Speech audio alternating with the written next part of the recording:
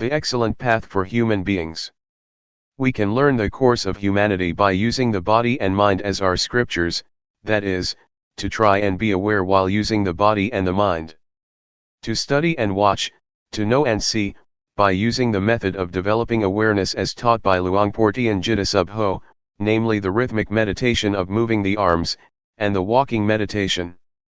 To intentionally make movements, in order to first see the body, which is coarse, and later on, to see the mind or to see thought, concocting things up. Let's compare developing awareness with a child learning how to write. When the teacher writes an A, or a B, on the blackboard, the child remembers it and can write it too. Studying and knowing about the body and the mind is similar. First, we have to train in awareness to see the body and mind clearly, then we will be able to use awareness well. We practice the rhythmic and walking meditation, in order to clearly know with awareness the movements of the body.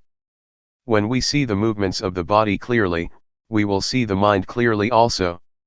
We don't have to go and look for the mind, but we depend on watching the movements of the body, which will automatically take us to the movements of the mind. Keep watching the body all the time, try and watch with intention, acknowledge the feeling that arises at the time the body is moving, for example while doing the rhythmic and walking meditation. In one day, one can know many, many times. While being aware of the movements of the body, sometimes there may be many things that delude one, for example thoughts that arise unintentionally. Usually this happens when we're doing our best to develop awareness. Take it to be a lesson, an experience that comes to teach us something, to come back again to the body and re-establish awareness with the movements of the body. Delusion teaches us to not be deluded. For people who are peaceful by nature, it is easy to be aware and to have sati sampajanya. The practice of meditation places much importance on awareness, and always feeling oneself, realizing one's actions, because sati sampajanya is able to change what is bad into good, and what is wrong into right. One who is aware tends to do what is good, because awareness is the source of sila, samadhi, and panya. So, we find a method to study and understand our minds by watching both the body and the mind. When we are skilled at watching the body and mind with awareness, and we clearly understand the body and the mind, we will know what merit and evil is, and what religion means. We will come into contact with virtue, firmness of mind and wisdom. We don't just think about it, we experience it. This is a law of nature. Therefore, make effort to always watch and see the body, knowing and seeing it through the mind contacting it. It is just like a teacher writing something on the blackboard for the students to see. First we have to make an effort to watch. Determine to watch until you won't forget. Before, the A and the B were on the blackboard, but now, we contact the A and the B in our minds because we've paid attention. Watching the body and mind with sati compares with a computer that records information. When we put information in our minds by regularly training in watching and seeing, we evolve. This makes us see the body and mind as it really is. Understanding and knowledge about our bodies and minds will arise until the course of humanity is finished. This is called realization. Realization compares to stepping out of the darkness. We see our own minds and we don't get caught up in various manifestations. We see physical and mental things for what they are. We see the nature of both the body and the mind, and we see what kind of physical and mental manifestations there are, for example, heat, cold, like and dislike. If we don't see clearly, we yield to nama and rupa and their conditions, and we are under the power of proliferating thoughts. But when we are fully aware, we escape from that power. It is like solving a mathematical problem. One is able to do it when there is nothing hindering the mind. So, to come to understand the body and the mind is like finishing the basic course completely. Before, we used to be caught up with the conditions of mind. For example, being the one who is hot, when feeling hot, being the one who is cold, when feeling cold, being the one who is hungry, when feeling hungry, or being the one who endures pain, when feeling pain. We were the one who is caught up with all those manifestations. This is called to yield to conditions, letting them be the boss. When awareness arises, those things cannot be the boss any longer because we see that they are just conditions of the body and mind. Anger, for example, is a condition, it is not permanent and it doesn't have any essence. To see like this, is therefore comparable to the arising of a magic eye, that receives and knows the expressions of the body and the mind. The magic eye means, to be fully aware and to see that Rupa Dhamma, and Nama Dhamma, are subject to the three characteristics, of impermanence, valuelessness, and non-selfhood. Then, we're able to let go of body and mind. This is similar to not having a whole lot of rubbish scattered all over the place, as we did before.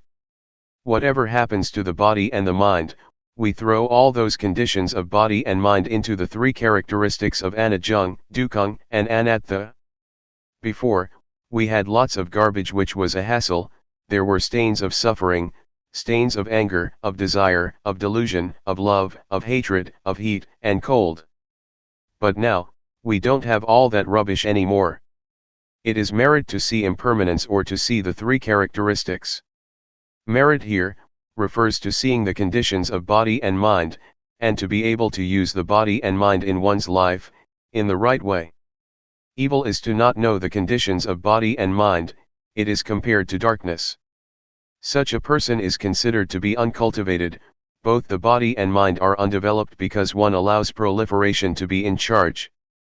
This makes one hold on to anger, lust, and delusion. Sometimes one lets anger be there for several days. When we clearly see and realize the body and the mind like this, we are no longer uncultivated, we are high-class people. Religions deal exclusively with people, they are teachings about the body and the mind. We all have a body and a mind. Both merit and evil can be found within us, in our actions. When we practice up to this point, Rupa and Nama, or the body and the mind, treat each other in the right way. Before, the body and the mind were oppressing each other all the time, for example when hot or cold feelings would arise in the body, the mind would suffer, or when anger would arise in the mind, the body would be uncomfortable. They would oppress each other all the time. But now, we see the body and the mind relating to each other in the right way, because awareness is there to watch them. When we know this much, we have a foundation in practice and we make continuous progress. It is similar to passing elementary school with good marks, and thus having the opportunity to study in high school. Having a foundation means that we're fluent in watching proliferation arising, this makes us see the concoction that's going on. When the state of seeing arises, we don't get carried away with the proliferation that arises. This seeing is an important principle because it is able to smelt and digest all of the defilements. This compares to studying well and being able to read and understand the meaning. From the state of continuously watching, we come to see convention and suffering. The state of watching gives rise to fluency, it is like having a good tool, it makes us proceed on the road of life all the time, and we don't get to a blind alley. Not seeing suffering, or the suffering connected with the body and the mind makes us grasp onto it, all of which is a burden. When we see clearly, some types of suffering drop off immediately because we see the world as being full of convention, some of it are material things, others are mental. Even language is convention, the world is full of it. It is called the conventional norm. In the past, I learned many superstitious chants, I used to sit and recite them at night. I had verses for making holy water, for going into the forest, for dressing, for eating, for leaving the house and for catching cows and buffaloes, for all of it. It was over the top. The happiness I got from it was little, if any. It is like a trader in kapok or fiber, he or she gets little money. In terms of merit, it is little merit and it is not lasting. But now, I'm no longer a trader in kapok or fiber, now I'm a trader in diamonds and I get loads of money. Seeing convention makes one able to completely give up on those verses. For example, the chants about the 108 virtuous qualities of the Buddha, belief in various ceremonies, invulnerability verses, which one has to recite until one feels that one becomes big and one's skin becomes tough. These things I have completely discarded. Instead, lightness of body and mind arose. I realized what convention is. Whatever somebody does, I understand it, whoever does right or wrong, I know. When I fell into the well of knowledge, I saw all things in the world as being full of objective matter, ultimate meaning, and changing conditions. I saw that all things have causes and are conditioned. For example, I saw that sometimes an object can be supposed as good, as bad, as likable, or as not likable. Ordinary people assume words like love, hate, like, dislike, beautiful, ugly, they take this person to be good and that person to be not good. This is all quite ordinary, but it makes one not free in seeing. This is called, knowing convention, the norm, and ultimate meaning. On knowing these things the mind is set free because the state of seeing clearly has arisen. Falling in the well of knowledge means to know in all postures and all movements, one knows while walking, while sitting, while seeing, while hearing, etc. This is called the arising of wisdom knowledge. It leads us out of the various problems. Seeing clearly supports our continuous progress, one comes to know what virtue is, what firmness of mind is, what wisdom is. One really makes contact with merit, it is not like before when we just had ideas about it. I can assure you that the mind that really experiences merit, doesn't fall in hell, is not a hungry ghost and is not a thick-headed demon because one knows what is right and wrong. To experience merit is therefore useful. To come into contact with evil teaches one to let go of it. It is similar to having stepped on a thorn, when we see thorns, we don't step on them as before. So, really making contact with merit is for the extinguishing of suffering, for peace, and for liberation. When we stay with virtue, we experience virtue, there is normality in both the body and the mind, the body is in its normal state and the mind is in order, the mind doesn't go up and down, it doesn't run wild. The state of normality of the body and mind is virtue, firmness of mind, and wisdom, thorough understanding, arising, which keeps purifying the mind and sets it free. Knowing the causes and conditions makes one not stupid, not deluded, and one is able to contact sila, samadhi, panya. This is called the training in virtue, it is the virtue that arises from the path of practice. The state of watching and then seeing, and having seen, not being caught up, is the genuine path to overcome suffering. When one watches continuously, the mind will be purified, it is the living of the spiritual life. This is the way to come in touch with virtue. Always stay with this state, it is the training in sila. It is the virtue that melts and eats up the corruptions of mind, and one is able to let go of evil, do what is good and purify the mind. It can be taken that the training in virtue is really advantageous. It is not the kind of virtue that one recites in a ceremony. Right now, in carrying on with one's life, one can find virtue. One is then someone with real virtue. Sila makes the body, speech, and mind normal. At this stage, we have really become a human being, and really closed the door to hell and the evil destinations, because we know the path, we know virtue, firmness of mind and wisdom through experience. It is not knowing through memory, thinking or figuring things out. Rather, we meet and see, we experience sila, samadhi and panya, we experience the noble path and the spiritual life, brahmacharya, which is purity. Before, it was as if there was more than one person inside, one person was the watcher, one person was the thinker, and the one who made movements was still another person. But now, in the state of watching, all three come together as one. The state of watching arises, when developing awareness with the movements of the rhythmic and walking meditation, it makes it easy to know and see the movements of the body and the mind, the concocting thoughts. In the past, proliferation would control us completely, and that would give rise to sleepiness, restlessness, doubts, etc. But with awareness, we are able to conquer proliferation, and those mind states no longer exist anymore. This compares to traveling on a highway. When we pass this town and that village, where do we get to and what is it like beyond there? Well, nobody has to tell us, we know, see, and experience that for ourselves, naturally. Next, one comes to know, see, and experience what angels are. Angels are people who are ashamed of doing anything that is evil. They don't dare to think evil thoughts, speak evil words, or do evil things. Before, I used to understand that angels were up in the clouds. I thought that there was a heaven up there. It's all right to believe that, but those angels cannot help us.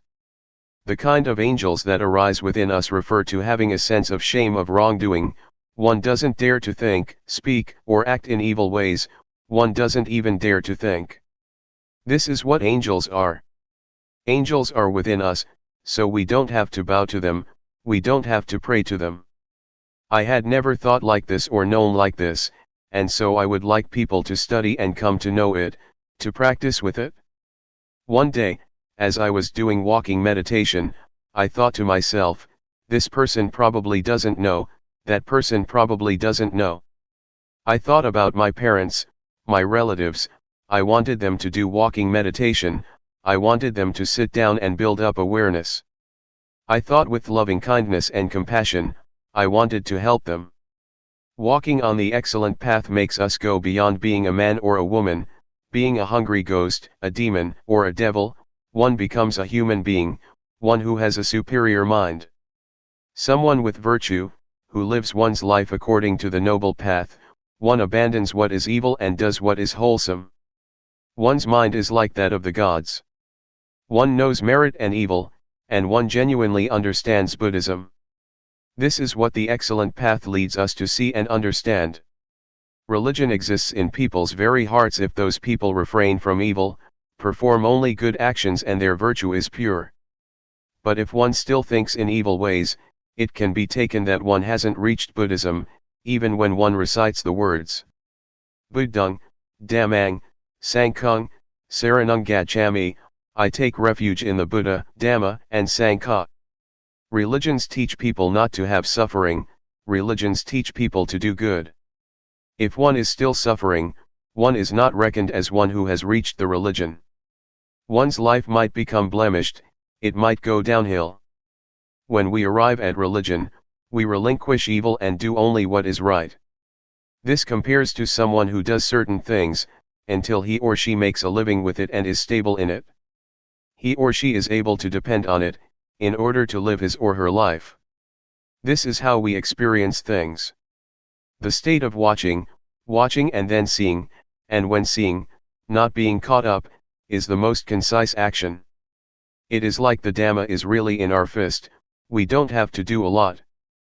Before, I was in a mess, I clung to ceremonies, clung to others and believed in rituals.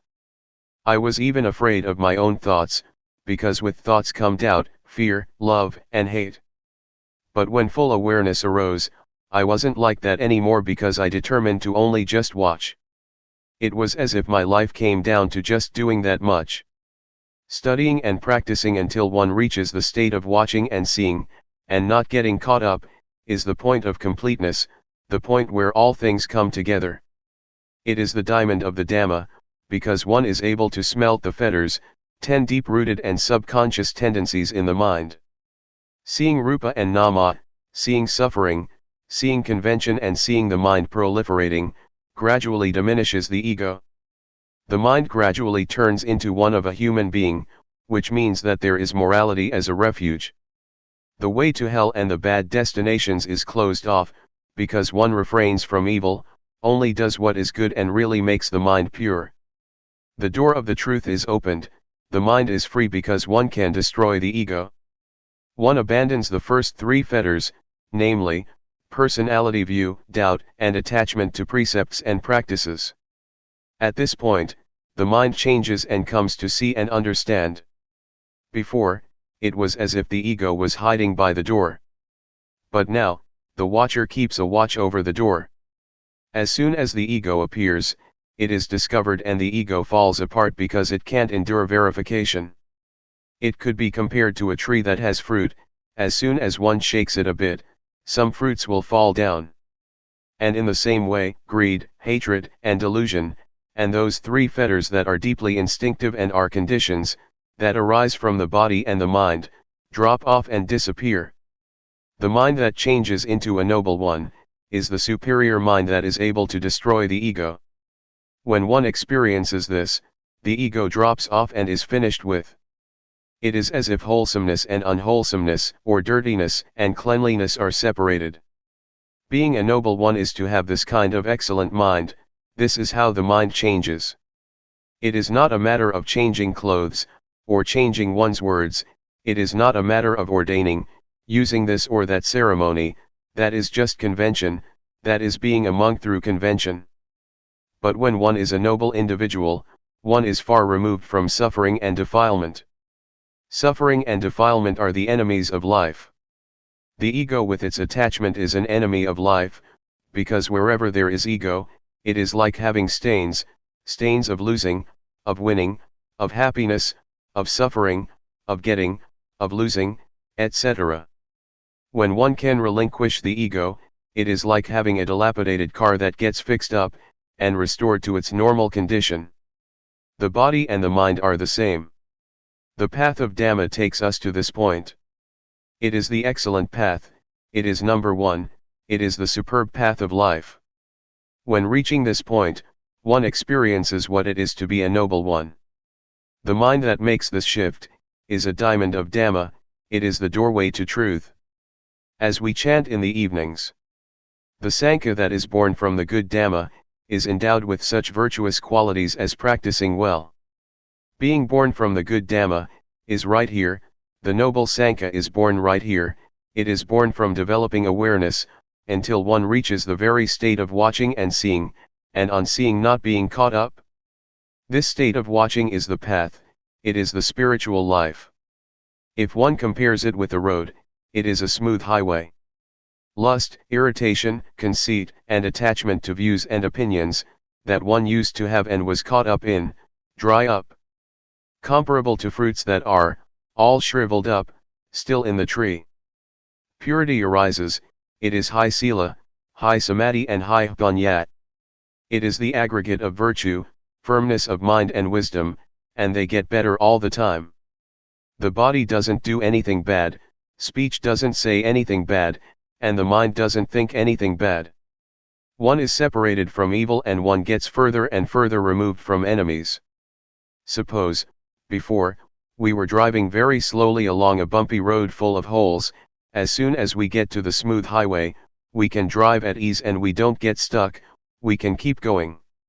One becomes skilled at being in the state of watching, seeing because of watching, and on seeing not being drawn in, it becomes more and more an art. Whatever one does, if one is an artist, one can do it excellently. For example, a painter who uses just a single pen or a single brush. He or she is able to fluently produce an image of a mountain. It is a magical thing that improves continuously. I try to bring up comparisons through using convention, because the truth is sometimes hard to put into words. When the state arises where there is supreme virtue, firmness of mind and wisdom, the supreme spiritual life and supreme purity, one abandons the various things that used to intervene, both in the body and the mind, it changes altogether. Whatever passes, whatever one experiences, one really knows and sees it for oneself. It is like when we finish something, we know that it is finished. One reflects on the Dhamma that one knows and sees and liberated one, how did it arise? There is more and more a sense of separation and reflection, happiness and joy arise. It is comparable to being pulled along by a current, going to the sea, one doesn't have to make any effort. Or it is like a strong man, he is able to lift up weights immediately. It is the same with the paths and fruits of practice, from the first stage of enlightenment upwards. It is smooth and refined. This can destroy the ego, and the defilements starve. At this stage, no perception arises and there is no deluded identification. It feels like it's hard to think and get carried away. To go back and think in ways that make one be something or other, makes one's hair stand on end. Anyway, neither the mind nor the body would be caught up in it. The corruptions of mind shrink back. One can no longer think like that. Old perceptions have disappeared. It is as if one is born anew. Having arrived at this point, it seems as if the ego is gone. There is nobody left. The self has been burned up by knowledge. It is like shriveling up. It is the ending of all perception. The mind is free. It is as if a state arises that is parted and disconnected. It looks vague and indistinct. The 5 aggregates that one used to cling to, that were the germ, now don't get anything to eat and so they starved and a separation takes place. Before, form, feeling, perception, volition and consciousness would work together, but they would each have their own function. Now, they dried up, everything shriveled up, as if they had become loose and come apart. Sometimes I would still be deluded enough to connect them, but they wouldn't hold together. Even when connected, there were only just processes. All speech and all thoughts were purely just processes only. It was the end of proliferation in life, the finish of craving and attachment. When reaching this state, one knows that the paths, the fruits of practice and nibbana, really do exist. One knows that non-birth, non-aging, non-sickness, and non-death, really do exist. Luangpor Teean knew this matter, right at this point. The Buddha, the Dhamma, the Noble Sangha, the paths, the fruits, and nibbana, really exist. We are really able to be liberated in this lifetime. Teaching people to know this matter, can be taken to be the greatest thing in the life of human beings. It is better to teach people to reach this final goal than to teach generosity, because this leads to the end of suffering, the end of being. This is the most excellent thing. If this state arises, then help to support this teaching. If there is nobody to talk about it, there won't be anybody to listen to it, and the Dhamma will completely disappear. I consider talking about the truth to be my profession. When one takes the truth as one's profession, one has to talk. If nobody shows people how to practice, it will be the end of the truth. If you are interested to study and practice, I will arrange food and a convenient enough place, a hut or a meditation hall for you to use, so you can try out training yourself. Before, I used to live out in the country, far from civilization. When many people would come to practice, there would be a problem. Sometimes there would be a deficiency of things, which would make it inconvenient for the practitioners. But at present, I have a place, and if you're interested, I will look after things. I will be your friend as far as I can. We will share happiness and suffering. Don't suffer by yourself. I'm sure that I won't lead you along the wrong path, because I have discovered the path to some extent. When seeing suffering, one discovers suffering. When seeing something that is wrong, one overcomes what is wrong, and when one discovers the path, one can reach the final destination. No matter whether you are ordained as a monk or not, I have a place prepared for you. If you have suffering, don't do anything else. I really have found the way out. It is the number one way. Reflect on this, but you shouldn't just use reasoning. You shouldn't create conflicts or just have blind faith. Don't be averse to anything. These words are just words. Once they have been received, they might disappear, but if you're interested, try out to practice. If you read these words and immediately confidence arises, it is not right. First, practice. If, having practiced, results arise, then be confident. If, having practiced, there are no results, then find another method. Meditation is something that has to be tried out through practice. When one experiences it by oneself, one's actions will sort things out. or destine the course of one's life, by themselves. It is not a matter of figuring things out or memorizing, one must put things into practice and one must experience things for oneself. Being aware is to develop the four foundations of awareness. Anybody who turns up the hand or makes other movements, and is aware of it, is practicing in the right way, because awareness is the sprout of enlightenment, that is, it makes wisdom spring up. One must start up from this point of making use of movements. It really is the birthplace of the four foundations of awareness. This really is the excellent path. It is called, Agamagko Visuddhya, the excellent path for purification. Buddha arises from building up a lot of awareness. One has to do that oneself and practice oneself. The method of developing awareness, as Luangpor Teean teaches, is really up to date. The more diligent one is in building up awareness, the more one knows, sees, and understands one's life. Awareness is with us all, as long as we have a body and a mind. To have awareness is the treasure of a human being. It is the same for all of us, without exception. No matter what country you live in, what nationality you may have, or what language you may speak.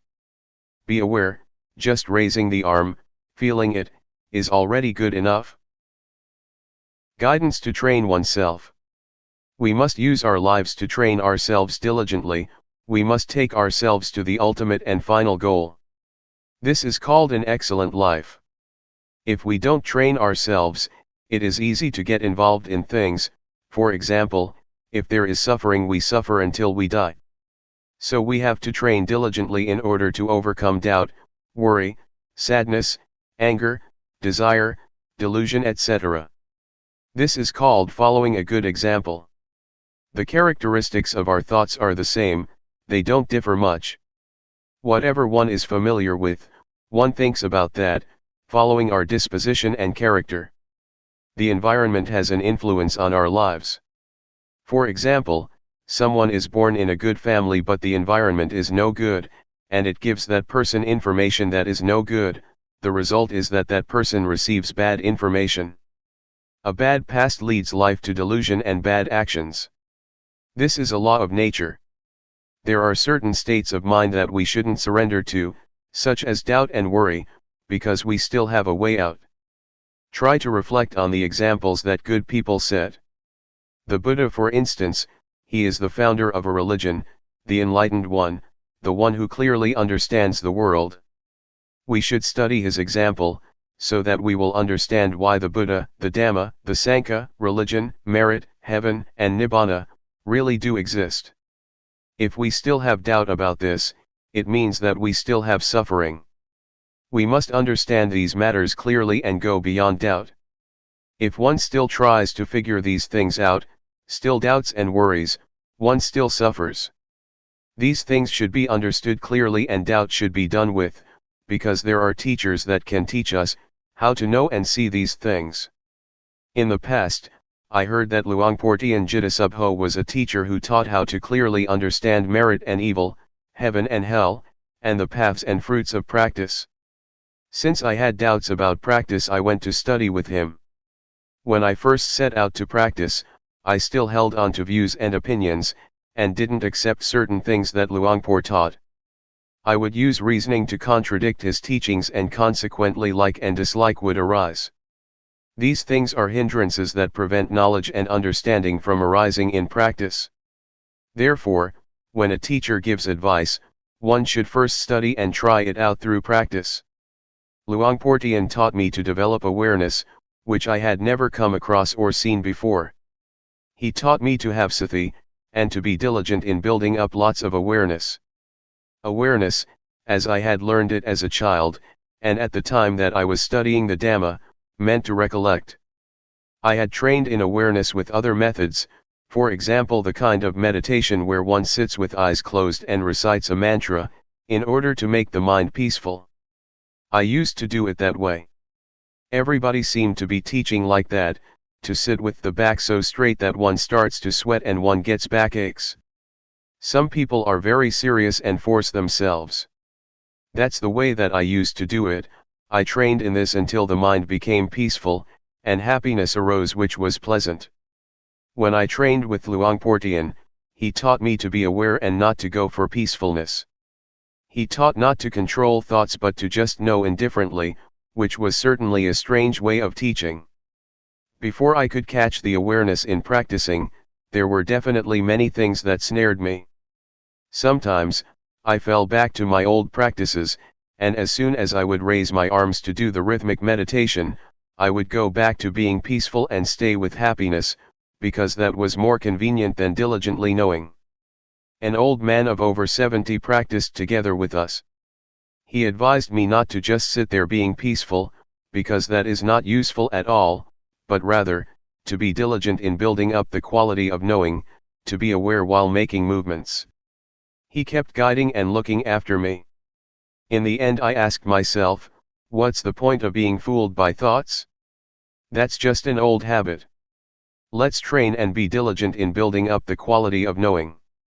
One has to control oneself by determining that, if I get lost in proliferating thoughts, I will try to be aware by making use of objects to know, such as movements of the hands. As soon as one turns up the hand, one really feels it, one really sees it by oneself. Whenever the hands move, one is aware. When one can catch the feeling of moving more and more often, proliferation gradually diminishes. In this way, I got a foundation and really saw results. Previously, I used to think about the future and the past, but now concoction would stop on seeing thought, and I would stay with the present, stay with the movements. One really knows the movement of turning up the hand, one doesn't have to wait for even a second. One knows again and again, one really knows many times. When there is truly a lot of knowing, one becomes diligent in building up the quality of knowing continuously, just as when one keeps diligently working and gets lots of work done. So, if one really catches the quality of knowing, and one is really diligent in building it up, one gets plenty of knowing. It is useful to have lots of knowing, because whenever one gets lost in thoughts, going all the way into the past or the future, the quality of knowing pulls one back, so that one doesn't easily flow with thought. Whenever one is swept away with proliferating thoughts, one immediately comes back, one is really able to come back. We're able to train and give rise to the quality of knowing in the various postures, for example, while doing walking meditation, or making movements with the arms. Whatever you take hold of, know it. The breathing, know it. Just have only this quality of knowing, and you will have a foundation. Before, I used to stay with the breathing. I would recite a mantra and seek peace, I would force myself to be peaceful. It is useful to practice like that because one gets peaceful and understands what peace is. But when I reached the state of knowing, I understood that the state of being aware and awake is something different from peace altogether. Awareness gives rise to knowing, one doesn't stay with peace. When we blink our eyes, we can know, when we swallow saliva, we can know, moving a finger, we can know, breathing, we can know. Whenever we touch something, we can know. These are examples. Therefore, creating this quality of knowing is a kind of art. It can be created in all postures and movements. All it takes is that one puts forth effort to know what's happening within one's body. It is comparable to having a set of tools that one uses to build up lots and lots of knowing. If one does it in the right way, diligence arises. There is an old saying that says that it is as easy as rolling a boulder downhill. But if one doesn't do it in the right way, it is as hard as rolling a boulder uphill. When one does it right, one gets a foundation and one becomes diligent to practice and build up awareness, without anybody having to tell one, one tells oneself and creates plenty of knowing. One becomes diligent to know in using one's daily life, always trying to find ways to be aware. Even though at times people or friends cause us to get lost, we make effort to avoid that. We are careful to take the chance, to know for ourselves the things that arouse knowing, nobody has to tell us. It's like working, when we do it right we are diligent and fluent, but if we don't do it right it's like banging our head against a brick wall. We know and see for ourselves what delusion is like and what knowing is like. We know and see what the advantages and disadvantages of knowing and delusion are. And so, we prevent and deal with things automatically. One has the answers oneself and doesn't have to ask anybody. If there is a lot of knowing and one knows for long periods of time, one will see the conditions of the body, because the quality of knowing is the one who watches the movements. However, this doesn't mean that one will see this immediately, because sometimes, as the body is moving, instead of just seeing the body, there are things that make us get lost, for example, feelings that arise due to unintentional thoughts, or various moods, either coming from the body or the mind. These things incite us to get lost, but we don't. These things are there, but now we have seen that they are just feelings. People who have trained in meditation before, will just meet with coarse feelings, and the refined feelings that exist in the body and the thinking mind, they won't see. If we build up the quality of knowing until it is the boss, it will be able to distinguish delusion from knowing, even though delusion, proliferation, was in charge before. We will be able to pass through subtle feelings without having to get involved. It compares with traveling and passing through various villages. We leave this and that town behind us, and pass through without getting involved. But someone who easily loses awareness, is incessantly interested in the thoughts that come up, reasoning in every way, and loses a lot of time by thinking. Like, dislike, and all the rest of it arise. This is someone who is not determined to walk the path. The Buddha said that, someone who is heedful is awake when others are asleep. Such a one leaves foolish people far behind, just as a well-trained horse leaves a horse without strength behind. Not getting involved with proliferating thoughts that arise is like this: one moment of knowing is to be removed one moment from not knowing, from delusion. One gets further and further removed and one becomes skilled in knowing. It is easy to know. Before, it was easy to get lost, but when one trains oneself it becomes easy to know. The feelings and the various thoughts that make the body move are nama dhamma. When the quality of knowing sees this, one understands the body. Before, the quality of knowing wasn't there yet, and one had not yet discovered that it is thought that orders the body around. One assumed that there was a self that was moving. But when one understands rupa and nama, one understands that rupa is something solid, composed of many things. One knows heat, cold, hunger, and pain, because of rupa. Nama is the mind, feelings and thoughts. It receives and knows all kinds of things. There are innumerable conditions that arise together with the mind. Anger, worry, desire, and delusion are some examples of coarse ones. They make the mind run wild and it takes them to be self. Actually, they are not self, but one doesn't know that they are conditions of mind, and so one acts following them, until those various conditions give rise to a sense of self, of me, being like that. But when the knowing watches and sees them, one understands that they are only just conditionings of the mind, and one can let go. To sum up, the body that is alive is a lump that consists of two things, namely, rupa and nama. At this point one knows how to separate rupa from nama. And so one clearly realizes the relationship between rupa and nama. This may be called the arising of insight knowledge. It is a really clear realization. Reality doesn't deceive. This point can be taken as a universal standard. Teachers cannot deceive disciples, and disciples cannot deceive teachers about it. Whoever comes to this stage, no matter what nationality one has, or language one speaks, one will see like this. Having seen it, there is no more problem, no more doubt. One abandons and puts things down, right there. When we have our eyes open we can see all sorts of things. For example, we see that this is a rock, that is a tree, and that is a snake creeping over there. It's good to see. If we don't see it's dangerous, but when we see, we're safe. But seeing with the eyes can still be deceptive because it is not a realization. Realizations don't deceive, rather, they set one free. There is security in realizations. To see is to make an end of one's burden. When the quality of knowing sees rupa as a lump of suffering, It creates the feeling of having pity on the body, because the body doesn't know anything, it just does its duty. It gives us signals of what is dangerous, for example, heat and cold, so that we can do something about it. We didn't see this before, and so we thought that I am hot and I am cold. But now we see Rupa and so we know how to solve the problem. The body is suffering already as it is just a lump of suffering.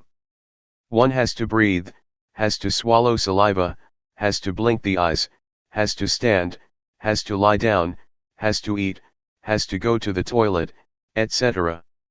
When we give it more work to do, such as smoking cigarettes, it is a burden for Rupa, we make it suffer even more. The mind is the same. When we're angry, we give the body suffering. This is oppression that works from both sides, from the side of the body as well as from the side of the mind. This kind of relationship between the body and the mind is not appropriate at all. When there is the knowing, or the state of watching, peace arises. And Rupa and Nama relate to each other in the right way. Before, I used to think that I didn't have suffering, because I didn't do anything bad, that was because I didn't know what suffering was. Whoever thinks like this can be taken to be crazy, crazy with self. So, in the past, I didn't understand myself.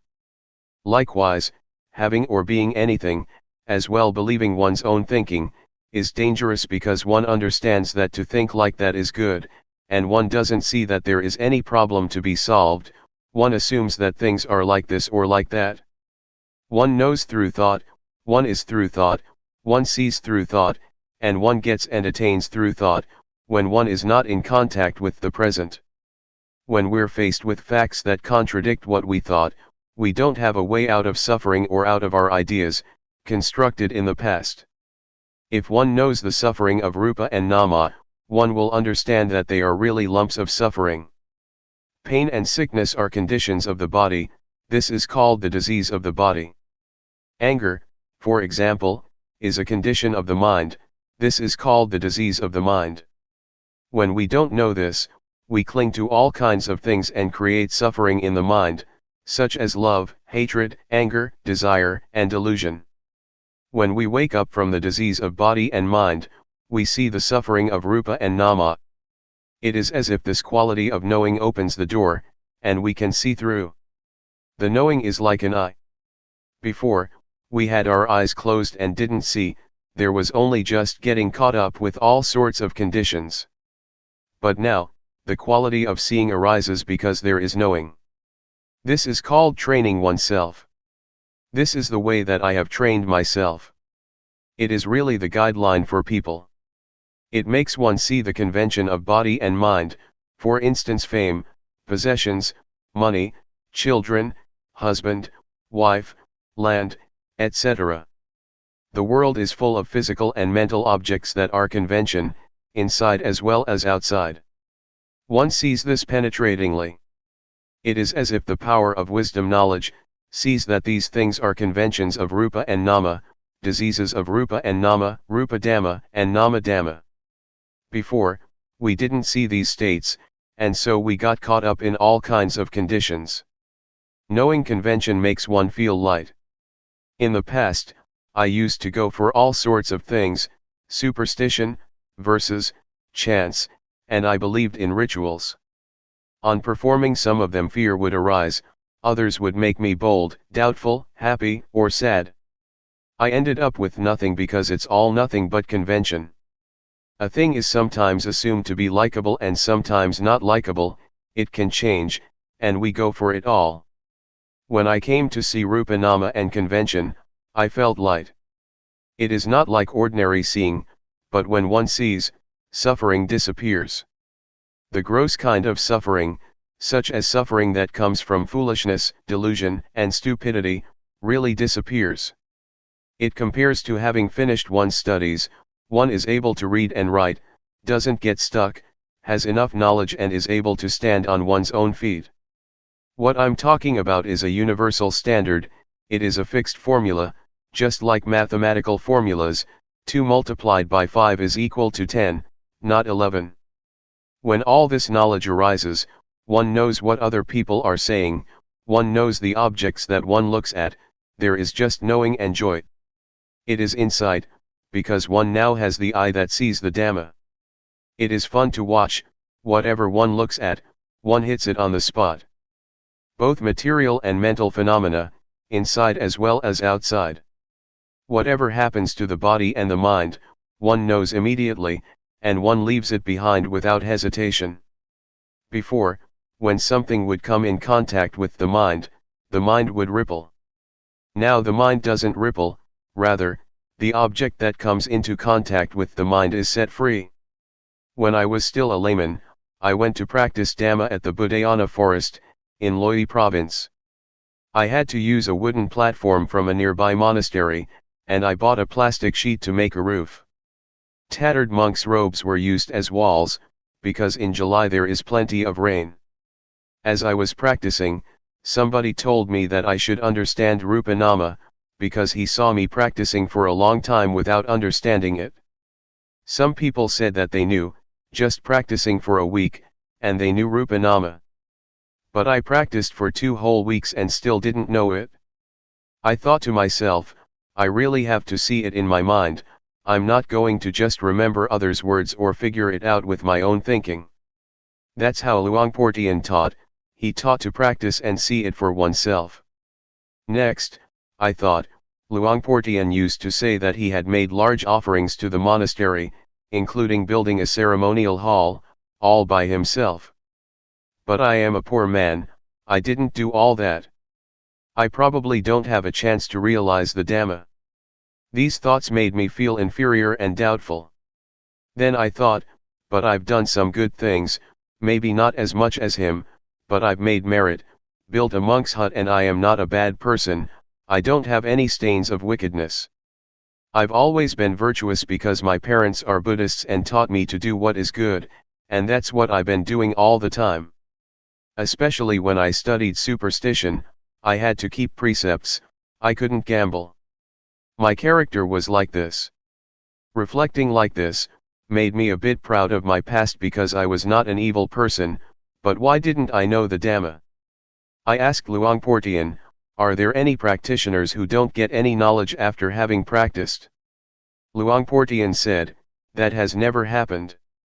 It seems that I am the first one, because after 2 weeks I still don't know anything, I remarked. Luangpor Teean walked up to me and grabbed my hand. I said, you have made merit and made offerings, but I have never done as much of that as you, I guess I don't have the merit to know. He answered, never mind, don't worry. Are you practicing sincerely? I said, I really am, Luangpor. Luangpor Teean said, practice here for 1 month. How much money do you get for 1 month's work? I answered, I get 1,000 baht a month. In those days I was a hired hand, making doors and windows for houses. This was building work, skilled labor, and I would get at least 1,000 baht a month. Next he said, if you practice for 1 month and you don't get any knowledge, I will give you 1,000 baht, I really promise you that. But you have to practice sincerely. From then on, I was energized in practicing. Practicing in those days, I would sometimes get lost in criticizing certain monks, thinking that they didn't have the same virtue as me, because I saw them playing and joking. Sometimes, they told me to go and look for bamboo shoots or to climb a tree and collect fruits. I asked myself, is this called practicing Dhamma? It made me think about leaving. But having reprimanded them in my mind, I no longer looked at others. Instead, I only watched and listened to Luangpor Teean. I didn't pay attention to others and create a mess and a burden for myself. So, I made a firm resolution to build up awareness, to build up sati. After practicing Dhamma for less than 20 days, I had an experience and lots of knowledge arose. When practicing in the right way, it becomes as easy as rolling a boulder downhill. But when doing it wrong, it is like rolling it uphill.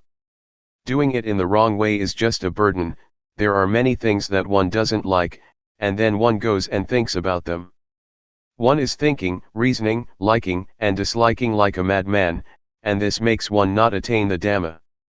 Building up the quality of knowing, or awareness, is not something one can think up, rather, one has to practice in order to know.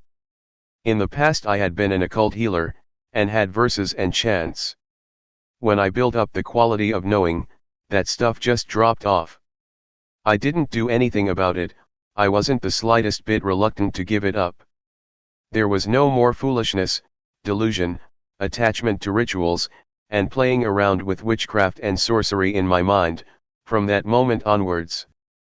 I used to think that I was a magician, able to heal the sick. An invulnerability chant has to be recited until one feels that one's body swells up, and becomes so big that it squeezes against the walls, or until one perceives a razor blade as a blade of grass. Then one has reached the end of the recitation. To do this well, one has to recite often. Magic chants depend on recitation, they depend on training in psychic powers. Sometimes I would chase off ghosts, I would cut off their heads with a sword, making a loud sound. I've done that for many people. When I built up the quality of knowing, I stopped doing all that stuff. One day as I was practicing, Luangpor Teean came walking over and asked how I was doing. I answered him without being afraid of anything, I know Rupa Nama now. Luangpor Teean said, if you get understanding from practicing in this way, then do more of it. Try to keep up with thought, watching it. This refers to unintentional or sneaky thoughts. If no thoughts occur, then watch the movements of the body. Whenever thoughts arise, be in time to watch. Luangpor taught me to work with the mind, to watch both the body and the mind with awareness, to watch and see suffering, suffering of Rupa and of Nama, to watch and see physical and mental phenomena, and convention of Rupa and Nama. When proliferation arises, one shouldn't give it priority. One should do one's duty of watching the movements of the body and the thoughts in the mind. One shouldn't give attention to thoughts that come up by themselves. Build up awareness that is in time with the thoughts arising. When one knows the thoughts in time, one doesn't incline to go with the arisen thoughts. So, it is our duty to build up awareness. When one builds up more and more awareness, in the end it suddenly meets up with thought. It is as if one opens the door and collides with thought. At the moment a thought is about to come up, we are lying in wait at the door. As soon as the thought arises, whack, we know it in time. It's like a surprise, and the thought fails to establish itself. This makes one see how wild concoction is, sneak thoughts, and it makes one see the origin of suffering. This is not like ordinary knowledge, it appears in an electrifying flash. I definitely have seen thought clearly. Before, we got carried away with thoughts, sankhara, which are the cause of suffering. We wandered here and there with thought, and we got lost in it. One is not free because of thought. To give an example, a thought arises and one becomes afraid, one starts to think about something and one proliferates defilement and craving. We didn't see this clearly before. When I came to practice with Luangpor Teean, I clearly saw how bad mental formations are. It's like a dog chasing a deer, we were able to follow and keep up with the things that deceived. It is comparable to somebody who plays tricks, they have fun in deceiving people, but as soon as we see what they're doing, and we keep up with their tricks, we then know that it is nothing at all. They really can't deceive anyone who realizes what is going on. There are two kinds of thinking, namely, first, unintentional thinking. This is illusion, it makes one get lost, on thinking one is led along the wrong path.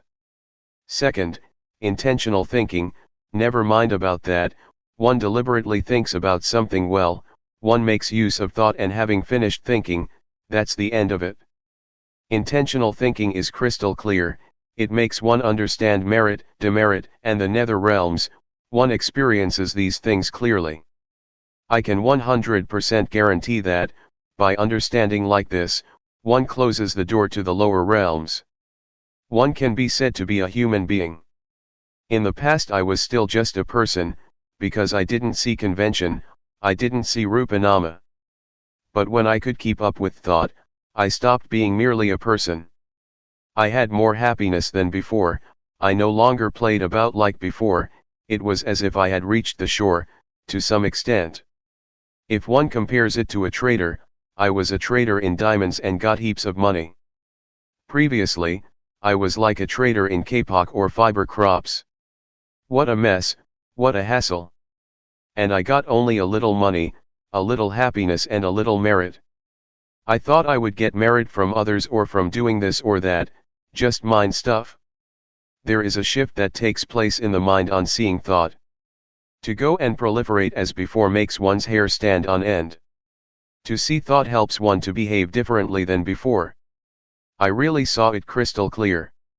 To suddenly meet up with thought makes an end to coarse behavior. Everything that is unjust disappears. It is like bowling, the pins all tumble over, one after the other. Suffering is comparable to fruits up in a tree. When we shake the tree just a little, the fruits fall down, but not all of them. Foolishness, crude forms of suffering and anger, desire and delusion are affected, but not a lot, they are just shaken up a bit. Being a human being means to be someone with virtue. When there is virtue, there is normality, there is peace.